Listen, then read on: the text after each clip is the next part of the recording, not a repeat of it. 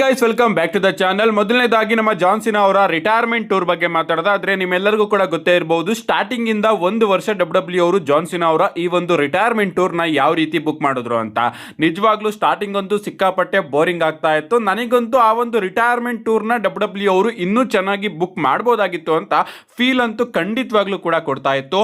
And ಈಗ W unreal season 3 ಡಾಕ್ಯುಮೆಂಟ್ರಿಯಲ್ಲಿ ನಮ್ಮ triple H ಅವರು ಹೇಳ್ತಾರೆ, ಜಾನ್ ಸಿನಾ ಅವರ ಆ ಒಂದು ರಿಟೈರ್ಮೆಂಟ್ ಟೂರ್ ನನ್ನ ಪಾಯಿಂಟ್ ಆಫ್ ವ್ಯೂ ಅಲ್ಲಿ ಸಿಕ್ಕಾಪಟ್ಟೆ ಸಕ್ಸಸ್ ಆಗಿತ್ತು. ಬಟ್ ಅದು ಸ್ವಲ್ಪ ಜನಕ್ಕೆ ಇಷ್ಟ ಆಗ್ಲಿಲ್ಲ, ಇನ್ ಸ್ವಲ್ಪ ಜನ ಅದನ್ನ ಫೇಲ್ಯೂರ್ ಅಂತ ಕರೀತಾರೆ. ಬಟ್ ನನ್ನ ಪ್ರಕಾರ ಅಂತೂ ಅದು ಸಿಕ್ಕಾಪಟ್ಟೆ ಸಕ್ಸಸ್ ಆಗಿತ್ತು ಅಂತ ನಮ್ಮ ಟ್ರಿಪಲ್ ಎಚ್ ಅವರು ಜಾನ್ ಸಿನಾ ಅವರ ರಿಟೈರ್ಮೆಂಟ್ ಟೂರ್ ಬಗ್ಗೆ ಕಮೆಂಟ್ ನ ಕೊಟ್ಟಿದ್ದಾರೆ. ಇನ್ನೊಂದ್ 2-3 ವರ್ಷ ಹೋದ್ಮೇಲೆ ನಾವು ಹಿಂದೆ ತಿರುಗಿ ಆ ಒಂದು ಜಾನ್ ಸಿನಾ ಅವರ ರಿಟೈರ್ಮೆಂಟ್ ಟೂರ್ ನ ನೋಡಿದ್ರೆ ಬರೀ ಮ್ಯಾಚ್ ಕಾರ್ಡ್ ಗ್ರಾಫಿಕ್ ಗಳನ್ನ ನೋಡಿದ್ರೆ ಓಕೆ, ಜಾನ್ ಸಿನಾ ಆಗಿ ರ್ಯಾಂಡಿ ಓರ್ಟನ್ ಅವರ match, John Cena Brock Lesnar, John Cena AJ Style, John Cena Cody Rhodes, ಇಂತಿಂತ ದಿಗ್ಗಜರ ನಡುವೆ ಜಾನ್ ಸಿನಾ ಅವರು ಮ್ಯಾಚ್ ಆಡಿದ್ರಲ್ಲ ಗುರು, ಸಖತ್ತಾಗೆ ಇರಬಹುದು ಆ ಒಂದು ರಿಟೈರ್ಮೆಂಟ್ ಟೂರು ಅಂತ ಅನ್ಕೋತೀವಿ ಮ್ಯಾಚ್ ಕಾರ್ಡ್ ನ ನೋಡಿ. ಬಟ್ ಒಳಗಡೆ ಸ್ಟೋರಿ ಏನಿದೆ ಅಂತ ನೋಡೋದಕ್ಕೆ ಹೋದಾಗಲೇ ಗೊತ್ತಾಗೋದು ಅಲ್ಲಿ ಸ್ಟೋರಿ ಅನ್ನೋದು ಏನು ಕೂಡ ಇಲ್ಲ. ಡಬ್ಲ್ಯೂ ಅವರು ನಿಜವಾಗ್ಲೂ ಕೂಡ ಒಂದು ದೊಡ್ಡ ಫೇಲ್ಯೂರ್ ಆಗಿದ್ರು ಜಾನ್ ಸಿನಾ ಅವರ ರಿಟೈರ್ಮೆಂಟ್ ಟೂರ್ ನ ಮೊದಲ ಅರ್ಧ ಭಾಗದಲ್ಲಿ. ಸಮ್ಮರ್ ಸ್ಲ್ಯಾಮ್ ಮುಗಿದ ಮೇಲೆ ನಮ್ಮ ಜಾನ್ ಸಿನಾ ಅವರು ತನ್ನ ರಿಟೈರ್ಮೆಂಟ್ ಟೂರ್ ಬಂಡಿನ ಅವರೇ ಇಟ್ಕೊಂಡ್ರು. ಅದಕ್ಕೋಸ್ಕರ ಸ್ವಲ್ಪ ಇಂಟ್ರೆಸ್ಟಿಂಗ್ ಆಯಿತು. ಅಂಡ್ ಎಂಡಿಂಗ್ ಅಲ್ಲೆಲ್ಲ ಡಬ್ಲ್ಯೂ ಅವರು ಚೆನ್ನಾಗಿ ತಗೊಂಡು ಬಂದ್ರು ಅಂತಾನೆ ಹೇಳಬೇಕು. ನಿಮ್ಮ ಪ್ರಕಾರ ಜಾನ್ ಸಿನಾ ಅವರ ರಿಟೈರ್ಮೆಂಟ್ ಟೂರ್ ನಿಜವಾಗ್ಲೂ ಸಕ್ಸಸ್ ಆಯ್ತಾ ಅಥವಾ ಫೇಲ್ಯೂರ್ ಆಯ್ತಾ? ನಿಮ್ಮ ಅನಿಸಿಕೆ ನಾ ಕಮೆಂಟ್ ಮಾಡಿ. ನೆಕ್ಸ್ಟ್ ಅಪ್ಡೇಟ್ ಕಡೆ ಬರೋದಾದ್ರೆ ಇದಿರ್ತಕ್ಕಂಥದ್ದು ಡಬ್ಲ್ಯೂ ಕಂಪನಿಯ ರಿಲೀಸ್ಡ್ ಸೂಪರ್ ಸ್ಟಾರ್ಸ್ ಗಳ ಬಗ್ಗೆ. ನಾಳೆ ಅಫಿಷಿಯಲ್ ಆಗಿ ಯಾವ್ಯಾವ ಸೂಪರ್ ಸ್ಟಾರ್ಸ್ ಗಳು ಏಪ್ರಿಲ್ ತಿಂಗಳಲ್ಲಿ ರಿಲೀಸ್ ಆಗಿದ್ರು ಅವರೆಲ್ಲರೂ ಕೂಡ ಕಂಪನಿಯಿಂದ ಫ್ರೀ ಏಜೆಂಟ್ ಆಗ್ತಾ ಇದ್ದಾರೆ. ಅಂಡ್ ಅವರು ನಾಳೆಯಿಂದ ಬೇರೊಂದು ಕಂಪನಿಗೆ ಆರಾಮಾಗಿ ಸೈನ್ ಮಾಡ್ಕೋಬಹುದು. ಈಗ ನೀವು ಕೇಳಬಹುದು, ಅದೆಂಗ ಗುರು ಏಪ್ರಿಲ್ ತಿಂಗಳಲ್ಲಿ ರಿಲೀಸ್ ಆದ್ರಲ್ಲ, ಆದಷ್ಟು ಬೇಗನೆ ಅವರು ಬೇರೊಂದು ಕಂಪನಿಗೆ ಹೋಗ್ಬೋದಲ್ಲ ಅಂತ. ಸೊ ಡಬ್ಲ್ಯೂ ಅವರು ತನ್ನ ಕಂಪನಿಯಿಂದ ಯಾವುದೇ ಸೂಪರ್ ಸ್ಟಾರ್ ನ ರಿಲೀಸ್ ಮಾಡಿದ್ರು ಕೂಡ ಅವ್ರ ಮೇಲೆ ನಾನ್ ಕಂಪೀಟ್ ಕ್ಲಾನ ಹಾಕ್ತಾರೆ. 6 ತಿಂಗಳಾಗಿರ್ಬಹುದು, 9 ತಿಂಗಳಾಗಿರ್ಬಹುದು, ಕೆಲವೊಮ್ಮೆ ವರ್ಷಗಳ ಗಟ್ಟಲೆ ಈ ಒಂದು ಕ್ಲಾನ ಡಬ್ಲ್ಯೂ ಅವರು ಹಾಕಿರ್ತಾರೆ. ಅಂದ್ರೆ ಆ ಒಂದು ಕ್ಲಾ ಮುಗಿಯೋ ತನಕನೂ ಕೂಡ ಆ ಸೂಪರ್ ಸ್ಟಾರ್ ಬೇರೊಂದು ಕಂಪನಿಗೆ ಹೋಗಂಗಿಲ್ಲ. ಅದಾದ್ಮೇಲೆ ಅವ್ರದ್ದು ಎಷ್ಟು ಟೈಮ್ ಪೀರಿಯಡ್ ನ ಕೊಟ್ಟಿರ್ತಾರೆ ಅದನ್ನ ಮುಗಿಸ್ಕೊಂಡು ಅವರೆಲ್ಲರೂ ಕೂಡ ಬೇರೊಂದು ಕಂಪನಿಗೆ ಹೋಗ್ಬೋದು. ಅಂಡ್ ಈಗ ಏಪ್ರಿಲ್ ತಿಂಗಳಲ್ಲಿ ಯಾರ್ಯಾರು ರಿಲೀಸ್ ಆಗಿದ್ರೋ ಅವರು ನಾಳೆಯಿಂದ ಪ್ರಾಬಬ್ಲಿ ಬೇರೆ ಬೇರೆ ಕಂಪನಿಗೂ ಕೂಡ ಹೋಗ್ಬೋದು. ಅಂಡ್ ಆದಷ್ಟು ಬೇಗ ಅವರ ರಿಟರ್ನ್ AW ಕಂಪನಿ ಅಂತಹ ಬೇರೆ ಕಂಪನಿಯಲ್ಲೂ ಕೂಡ ನೋಡೋದಕ್ಕೆ ಸಿಗಬಹುದು. ನೆಕ್ಸ್ಟ್ ಅಪ್ಡೇಟ್ ಕಡೆ ಬರೋದಾದ್ರೆ ಇದ್ದಿರ್ತಕ್ಕಂಥದ್ದು ನಮ್ಮ ರಿಯಾ ರಿಪ್ಲಿ ಅವರ ಬಗ್ಗೆ. ರೀಸೆಂಟ್ ಆಗಿ ನಮ್ಮ ರಿಯಾ ರಿಪ್ಲಿ ಅವರು ಇನ್ಸ್ಟಾಗ್ರಾಮ್ ಲೈವ್ ಅಲ್ಲಿ ವರ್ಕೌಟ್ ಮಾಡ್ತಾ ಇರ್ತಾರೆ. ಅಂಡ್ ಆ ಒಂದು ಲೈವ್ ಗೆ ನಮ್ಮ CM ಪಂಕ್ ಅವರು ಕೂಡ ಜಾಯಿನ್ ಆಗಿ ರಿಯಾ ರಿಪ್ಲಿ ಅವರ ಆ ಒಂದು ಲೈವ್ ಅಲ್ಲಿ ಲೈವ್ ಚಾಟ್ ನ ಮಾಡ್ತಾರೆ. ಇನ್ನು ಕೂಡ ಸ್ವಲ್ಪ ಹಾರ್ಡ್ ಆಗಿ ವರ್ಕೌಟ್ ಮಾಡು ರಿಯಾ ರಿಪ್ಲಿ ಅಂತ. ಅಂಡ್ ಅದಕ್ಕೆ ನಮ್ಮ ರಿಯಾ ರಿಪ್ಲಿ ಅವರ ರಿಯಾಕ್ಷನ್ ಯಾವ ರೀತಿ ಇರುತ್ತೆ, ಎಕ್ಸ್ಪೆಕ್ಟೇಷನ್ ಏನಾದರೂ ಇಟ್ಕೊಂಡಿದ್ರೆ ಈಗ ಹೇಳ್ತೀನಿ ಕೇಳಿಸ್ಕೊಳ್ಳಿ. ಅವರು ಸಿಂಪಲ್ ಆಗಿ CM ಪಂಕ್ ಅವ್ರನ್ನ, CM ಪಂಕ್ ನೀನು ಬಾ ನಮ್ಮನೆಗೆನೆ ಇಬ್ರು ಸೇರ್ಕೊಂಡು ವರ್ಕೌಟ್ ಮಾಡೋಣ, ಹೊರಗಡೆ ಮಂಚ ಇಟ್ಟಿದ್ದೀನಿ ಅದನ್ನ ನನ್ನ ಕೈಯಲ್ಲಿ ಎತ್ಕೊಂಡು ಬರೋದಕ್ಕೆ ಆಗೋದಿಲ್ಲ, ನನಗೆ ಇಂಜುರಿ ಆಗಿದೆ, ನೀನೇ ಬಾ ಆ ಒಂದು ಮಂಚನ ಇಲ್ಲಿಗೆ ತಗೊಂಡು ಬಾ, ನಾವಿಬ್ರು ಕೂಡ ಸೇರ್ಕೊಂಡು ಹಾರ್ಡ್ ಆಗಿ ವರ್ಕೌಟ್ ಮಾಡೋಣ, ಯಾಕಂದ್ರೆ ಬಡಿ ಮ್ಯಾಥ್ಯೂ ಇನ್ನೂ ಕೂಡ ಮನೆಗೆ ಬಂದಿಲ್ಲ ಅಂತ ನಮ್ಮ ರಿಯಾ ರಿಪ್ಲಿ ಅವರು CM ಪಂಕ್ ಅವರಿಗೆ ಹೇಳ್ತಾರೆ. ಸೊ ಇಲ್ಲಿ ಯಾವ ವರ್ಕೌಟ್ ಬಗ್ಗೆ ನಮ್ಮ ರಿಯಾ ರಿಪ್ಲಿ ಅವರು ಮಾತಾಡ್ತಾ ಇದ್ದಾರೆ ಅಂತ ನಿಮ್ಮೆಲ್ಲರಿಗೂ ಕೂಡ ಅರ್ಥ ಆಗಿದೆ ಅಂತ ಅನ್ಕೋತೀನಿ. ಅಫ್ಕೋರ್ಸ್ ಇದನ್ನ ಅವರು ಕಾಮಿಡಿಯಾಗಿ ಹೇಳಿದ್ದಾರೆ, ಬಟ್ ಲೈವ್ ಅಲ್ಲಿ ಈ ರೀತಿ ಕಾಮಿಡಿನೂ ಕೂಡ ಮಾಡ್ತಾರ? ನನಗೆ ಆ ಒಂದು ವಿಚಾರದ ಕೇಳಿ ಸಿಕ್ಕಾಪಟ್ಟೆ ಶಾಕ್ ಆಯ್ತು. ಮಂಚ ಹೊರಗಡೆ ಇದೆ, ತಗೊಂಡು ಬರೋಣ ಬಾ, ಇಬ್ರು ಕೂಡ ವರ್ಕೌಟ್ ಮಾಡೋಣ ಅಂತ ನಮ್ಮ ರಿಯಾ ರಿಪ್ಲಿ ಅವರು CM ಪಂಕ್ ಅವರಿಗೆ ಹೇಳ್ತಾ ಇದ್ದಾರೆ. ನೆಕ್ಸ್ಟ್ ಅಪ್ಡೇಟ್ ಕಡೆ ಬರೋದಾದ್ರೆ ಇದ್ದಿರ್ತಕ್ಕಂಥದ್ದು ನಮ್ಮ ಕೋಡಿ ರೋಡ್ಸ್ ಹಾಗೆ ರ್ಯಾಂಡಿ ಓರ್ಟನ್ ಅವರ ಬಗ್ಗೆ. ನಿಮ್ಮೆಲ್ಲರಿಗೂ ಕೂಡ ಗೊತ್ತೇ ಇರಬಹುದು, ಈ ವರ್ಷದ ರಸಲ್ ಮೀನಿಯಾದಲ್ಲಿ ನಮಗೆ ಕೋಡಿ ರೋಡ್ಸ್ ಹಾಗೆ ರ್ಯಾಂಡಿ ಓರ್ಟನ್ ಅವರ ನಡುವೆ ನೈಟ್ 1 ನ ಮೇನ್ ಇವೆಂಟ್ ನೋಡೋದಕ್ಕೆ ಸಿಗುತ್ತೆ. ಅಂಡ್ ಆ ಒಂದು ಮೇನ್ ಇವೆಂಟ್ ಅಲ್ಲಿ ನಮ್ಮ ಕೋಡಿ ರೋಡ್ಸ್ ಅವರು ತನ್ನ ಚಾಂಪಿಯನ್ಶಿಪ್ ನ ರಿಟೈನ್ ಮಾಡ್ಕೋತಾರೆ.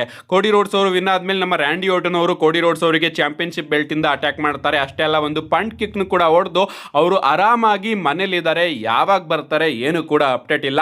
ಅಂಡ್ ಈಗ ಡಬ್ಲ್ಯೂ ಅವರು ತನ್ನ ಅನ್ರಿಯಲ್ ಡಾಕ್ಯುಮೆಂಟ್ರಿಯಲ್ಲಿ ಆ ಒಂದು ಮೂಮೆಂಟ್ ನು ಕೂಡ ಕ್ಯಾಪ್ಚರ್ ಮಾಡಿದ್ದಾರೆ. ಪಂಟ್ ಕಿಕ್ ನ ಹೊಡೆಸ್ಕೊಂಡಾದ್ಮೇಲೆ ನಮ್ಮ ಕೋಡಿ ರೋಡ್ಸ್ ಅವರು ಸಿಕ್ಕಾಪಟ್ಟೆ ಬ್ರೂಟಲ್ ಆಗಿ ಬಸ್ಟೆಡ್ ಓಪನ್ ಆಗಿರ್ತಾರೆ. ಅಂಡ್ ನಮ್ಮ ರ್ಯಾಂಡಿ ಓರ್ಟನ್ ಅವರು ಬ್ಯಾಕ್ ಸ್ಟೇಜ್ ಗೆ ಬಂದು ನಮ್ಮ ಕೋಡಿ ರೋಡ್ಸ್ ಅವ್ರನ್ನ ನೋಡ್ತಾ ಇರ್ತಾರೆ. ಅಂಡ್ ಕೋಡಿ ರೋಡ್ಸ್ ಅವರ ತಲೆಯಲ್ಲೆಲ್ಲ ರಕ್ತ ಬರ್ತಾ ಇರುತ್ತೆ. ನಮ್ಮ ರ್ಯಾಂಡಿ ಓರ್ಟನ್ ಅವರು ಅದು ನನ್ನಿಂದ ಆಗಿದ್ದ, ಲಾಸ್ಟ್ ಮೂಮೆಂಟ್ ಅಲ್ಲಿ ಆಗಿದ್ದ ಅಂತ ನಮ್ಮ ಟ್ರಿಪಲ್ ಎಚ್ ಅವರಿಗೆ ಹೇಳಿದಾಗ, ಹೌದು ಅದು ಲಾಸ್ಟ್ ಮೂಮೆಂಟ್ ಅಲ್ಲಿ ಆಗಿದ್ದು, ಒಂದು ತಲೆಗೆ ಬಿದ್ದಿರೋದು ಐ ಥಿಂಕ್ ಚಾಂಪಿಯನ್ಶಿಪ್ ಬೆಲ್ಟ್ ಇಂತ ಹೊಡೆದಾಗ ಅನ್ಕೋತೀನಿ. ಅಂಡ್ ಕಣ್ಣತ್ರ ಆಗಿರೋದು ಪಂಟ್ ಕಿಕ್ ಇಂದ ಅಂತ ಹೇಳ್ತಾರೆ. ಅಂಡ್ ಅದನ್ನ ನೋಡಿ ರ್ಯಾಂಡಿ ಓರ್ಟನ್ ಅವರು ಸಿಕ್ಕಾಪಟ್ಟೆ ಶಾಕ್ ಆಗಿ ಕೋಡಿ ರೋಡ್ಸ್ ಅವರು ಬಂದ್ ಕೂಡಲೇ ಹೋಗಿ ಕೋಡಿ ರೋಡ್ಸ್ ಅವ್ರನ್ನ ಚೆಕ್ ಮಾಡ್ತಾ ಇರ್ತಾರೆ. ಇದು ನನ್ನಿಂದ ಆಗಿದ್ದ, ಇದು ಯಾವಾಗ ಆಗಿದ್ದು, ಈ ಏಟ್ ಯಾವಾಗ ಆಗಿದ್ದು, ಇಷ್ಟೊಂದು ರಕ್ತ ಬರ್ತಾ ಇದೆ, ನಾನು ಸ್ವಲ್ಪ ಜೋರಾಗಿ ನಿನ್ ಮೇಲೆ ಅಟ್ಯಾಕ್ ಮಾಡಿದ್ದ ಅಂತ ನಮ್ಮ ರ್ಯಾಂಡಿ ಓರ್ಟನ್ ಅವರು ಹೋಗಿ ಕೋಡಿ ರೋಡ್ಸ್ ಅವ್ರನ್ನ ಕೇಳ್ತಾ ಇರ್ತಾರೆ. ನಿಜವಾಗ್ಲೂ ಆ ಒಂದು ಮೂಮೆಂಟ್ ನನಗಂತೂ ಸಿಕ್ಕಾಪಟ್ಟೆ ಎಮೋಷನಲ್ ಅನಿಸ್ತು. ಯಾಕಂದ್ರೆ ರ್ಯಾಂಡಿ ಓರ್ಟನ್ ಅವರು ಹೋಗಿ ಕೋಡಿ ರೋಡ್ಸ್ ಅವ್ರನ್ನ ಚೆಕ್ ಚೆಕ್ ಮಾಡ್ತಾ ಇರ್ತಾರೆ. ಆ್ಯಂಡ್ ಇನ್ನೂ ಕೂಡ ಎಮೋಷ್ನಲ್ ಆಗೇ ಇದ್ದೀವಿ ನಾವು, ಯಾಕಂದರೆ ರ್ಯಾಂಡಿ ಆರ್ಟನ್ ಅವರ ರಿಟರ್ನ್ ನಮಗೆ ಇನ್ನೂ ಕೂಡ ನೋಡೋದಕ್ಕೆ ಸಿಕ್ಕಿಲ್ಲ. ಆ್ಯಂಡ್ ಪ್ರಾಬಬ್ಲಿ ಈ ಬಾರಿಯ ಸಮ್ಮರ್ ಸ್ಲ್ಯಾಮಲ್ಲಿ ನಾವು ರ್ಯಾಂಡಿ ಆರ್ಟನ್ ಅವರ ರಿಟರ್ನ್ನ ಎಕ್ಸ್ಪೆಕ್ಟ್ ಮಾಡ್ಬೋದು. ಯಾಕಂದರೆ 2020ರಿಂದನೂ ಕೂಡ WWE ಅವರು ಸಮ್ಮರ್ ಸ್ಲ್ಯಾಮಲ್ಲಿ ಒಂದು ಐಕಾನಿಕ್ ರಿಟರ್ನ್ನ ಮಾಡಿಕೊಂಡೇ ಬರ್ತಾ ಇದ್ದಾರೆ. ನಾನು ಒಂದು ವಿಡಿಯೋದಲ್ಲಿ ತಿಳಿಸಿದ್ದೆ. ಆ್ಯಂಡ್ ಈ ಬಾರಿನೂ ಕೂಡ ನಾವು ಒಂದು ರಿಟರ್ನ್ನ ಎಕ್ಸ್ಪೆಕ್ಟ್ ಮಾಡ್ಬೋದು. ಅದು ರ್ಯಾಂಡಿ ಆರ್ಟನ್ ಅವ್ರದ್ದಾದ್ರೂ ಆಗಿರ್ಬೋದು, ಅದು ಡ್ರೂ ಮ್ಯಾಕೆಂಟೈರ್ ಅವ್ರದ್ದಾದ್ರೂ ಆಗಿರ್ಬೋದು, ಅಥವಾ ಅದು ಫೈನಲ್ ಬಾಸ್ ರಾಕ್ ಅವ್ರದ್ದಾದ್ರೂ ಆಗಿರ್ಬೋದು. ನೋಡೋಣ ಯಾವ ಸೂಪರ್ ಸ್ಟಾರ್ನ ರಿಟರ್ನ್ ನಮಗೆ ಈ ಬಾರಿಯ ಸಮ್ಮರ್ ಸ್ಲ್ಯಾಮ್ ಅಲ್ಲಿ ನೋಡೋದಕ್ಕೆ ಸಿಗುತ್ತೆ ಅಂತ. ನೆಕ್ಸ್ಟ್ ಅಪ್ಡೇಟ್ ಕಡೆ ಬರೋದಾದ್ರೆ ಇದಿರ್ತಕ್ಕಂಥದ್ದು ನಮ್ಮ ಡೆಕ್ಸ್ಟರ್ ಲೂಮಿಸ್ ಅವರ ಬಗ್ಗೆ. ನಿಮ್ಮೆಲ್ಲರಿಗೂ ಕೂಡ ಇವ್ರು ಯಾರು ಅಂತ ಗೊತ್ತೇ ಇರಬಹುದು. ವೈಟ್ 6 ಫ್ಯಾಕ್ಷನ್ ನ ಒಬ್ಬ ಮೆಂಬರ್ ಆಗಿದ್ರು. ಅಂಡ್ ಇವ್ರನ್ನು ಕೂಡ WWE ಅವರು ವೈಟ್ 6 ಜೊತೆನೆ ರಿಲೀಸ್ ಮಾಡಿದ್ರು. ಅಂಡ್ ಈಗ ನಮ್ಮ ಡೆಕ್ಸ್ಟರ್ ಲೂಮಿಸ್ ಅವರು ಬಾಡಿ ಬಿಲ್ಡಿಂಗ್ ಮೇಲೆ ಕಾನ್ಸಂಟ್ರೇಟ್ ಮಾಡ್ತಾ ಇದ್ದಾರೆ ಅಂತ ಅನ್ಕೋತೀನಿ. ಯಾಕಂದ್ರೆ ರೀಸೆಂಟ್ ಆಗಿ ಅವರು ಒಂದು ಬಾಡಿ ಬಿಲ್ಡಿಂಗ್ ಶೋನು ಕೂಡ ವಿನ್ ಆಗಿದ್ದಾರೆ, ನೀವು ಇಲ್ಲಿ ನೋಡ್ತಾ ಇರಬಹುದು.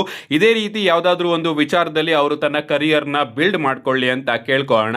ನೆಕ್ಸ್ಟ್ ಅಪ್ಡೇಟ್ ಕಡೆ ಬರೋದಾದ್ರೆ ಇದಿರ್ತಕ್ಕಂಥದ್ದು ನಮ್ಮ ಬಿಯಾಂಕಾ ಬ್ಲೇಯರ್ ಅವರ ಬಗ್ಗೆ. ಕಳೆದ ವರ್ಷ ರಸಲ್ ಮೀನಿಯಾದಲ್ಲಿ ಅವರಿಗೆ ಫಿಂಗರ್ ಇಂಜುರಿ ಆಗುತ್ತೆ. ಅಂಡ್ ಅಲ್ಲಿಂದ ಇಲ್ಲಿವರೆಗೂ ಕೂಡ ಅವರು WWE ಕಂಪನಿಗೆ ಬಂದೇ ಇಲ್ಲ. ನಾವೆಲ್ಲರೂ ಕೂಡ ಅನ್ಕೋತೀವಿ ಬೆರಳು ಇಂಜುರಿ ಆಗಿರೋದಲ್ವಾ ಗುರು, ಆದಷ್ಟು ಬೇಗ ಬರ್ಬೋದು, ಕೆಲವೊಂದಷ್ಟು ವಾರದಲ್ಲೇ ಬರ್ಬೋದು ಅಂತ.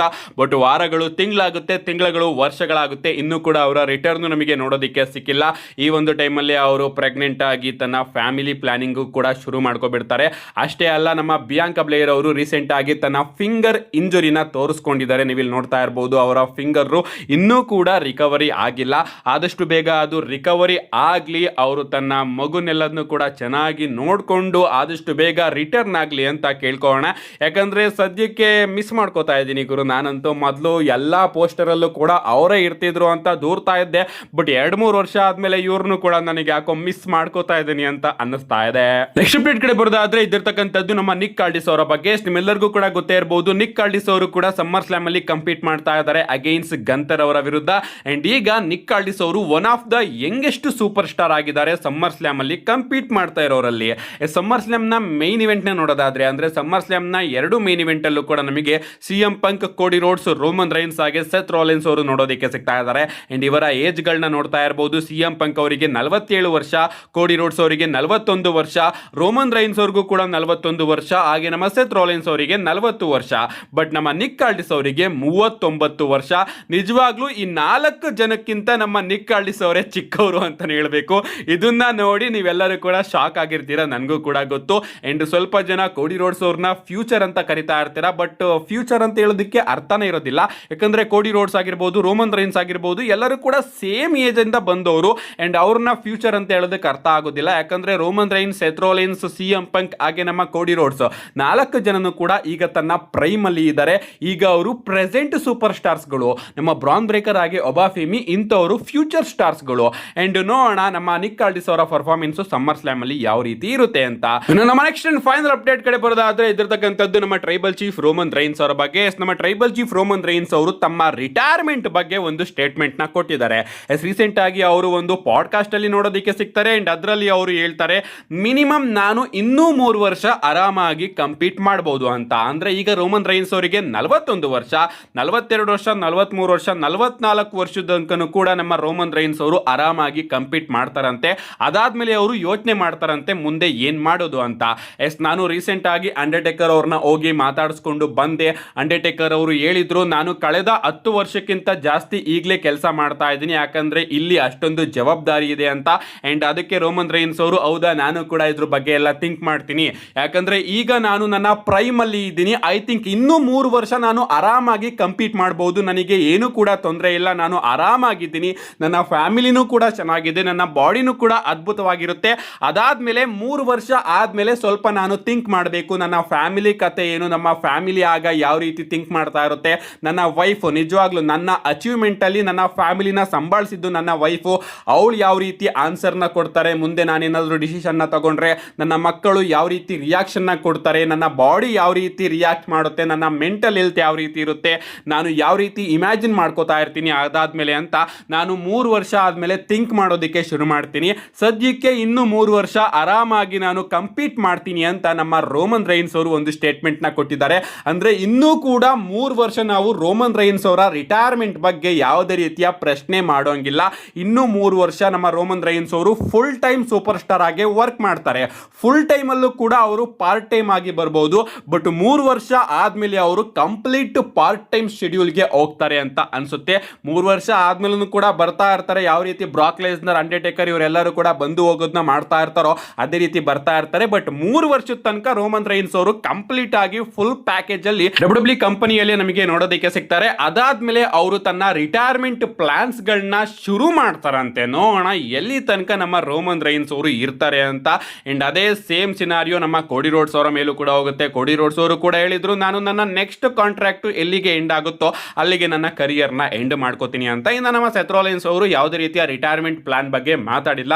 ಅವರು ಕೂಡ ಇನ್ನೊಂದು 5 ವರ್ಷ ಇರ್ತಾರೆ ಅಷ್ಟೇ. ಏನೇ ಆಗಲಿ ಗಾಯ್ಸ್, ನೆಕ್ಸ್ಟ್ 5 ಇಯರ್ಸ್ ಡಬ್ಲ್ಯೂ ಕಂಪನಿಯ ಗೋಲ್ಡನ್ ಇಯರ್ಸ್ ಅಂತಾನೆ ಕರೆಯೋದಕ್ಕೆ ಇಷ್ಟಪಡ್ತೀನಿ. ನೋಡೋಣ ನಿಮ್ಗೆ ಅನ್ಸುತ್ತೆ ಇದ್ರ ಬಗ್ಗೆ ನಿಮ್ಮ ಅನಿಸಿಕೆನ ಕಮೆಂಟ್ ಮಾಡಿ ಅಂತ ಹೇಳ್ತಾ, see you guys in my next video.